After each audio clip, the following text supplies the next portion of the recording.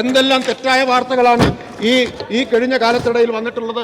ബിരിയാണി ചെമ്പിന്റെ കഥ അങ്ങേക്ക് ഓർമ്മ ഉണ്ടാവുമല്ലോ.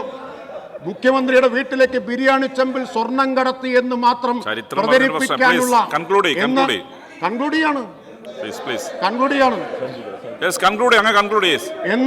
എന്ന് വരെ നമ്മൾ കേട്ടതാണ്. കൈതോലപ്പായയുടെ ഒരു കഥയുണ്ട്. നിങ്ങൾ എന്തിനെ വെറുതെ വിട്ടത്? കൈതോലപ്പായെ വെറുതെ വിട്ടിട്ടില്ല, ബിരിയാണി ചെമ്പിനെ വെറുതെ വിട്ടിട്ടില്ല. കൈതോലപ്പായയുടെ കഥ, ബിരിയാണി ചെമ്പിന്റെ കഥ പ്രതിപക്ഷ നേതാവ് ഇവിടെ ഉന്നയിച്ചിട്ടുണ്ട്, ഈ സഭയിൽ ഉന്നയിച്ചിട്ടുണ്ട്. ഇതെല്ലാം പറഞ്ഞിട്ടുള്ളതല്ലേ സർ? ഏറ്റവും അവസാനം ഞാൻ അതുകൂടി പറഞ്ഞ് അവസാനിപ്പിക്കുകയാണ്.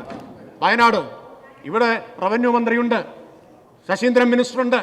വയനാട്ടിൽ ആഴ്ചകളോളം പോയി നിന്നവരാണ്. ആ വയനാടിനെ കുറിച്ച് പറഞ്ഞപ്പോ ആ വയനാടിനെ കുറിച്ച് ഇല്ലാത്ത വാർത്ത ഒരു ദിവസം ബോംബ് പൊട്ടുന്നത് പോലെ വരികയാണ്. ഇല്ലേ?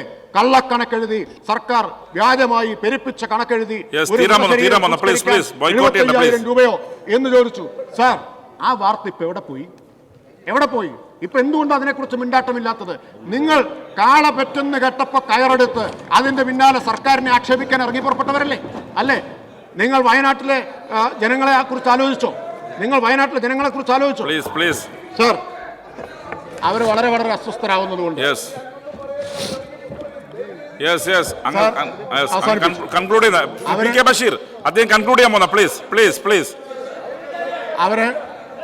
അവര് വളരെ അസ്വസ്ഥരായതുകൊണ്ടും അവരുടെ മാനസികാവസ്ഥ കണക്കിലെടുത്ത് ഞാൻ അവസാനിപ്പിക്കുകയാണ്.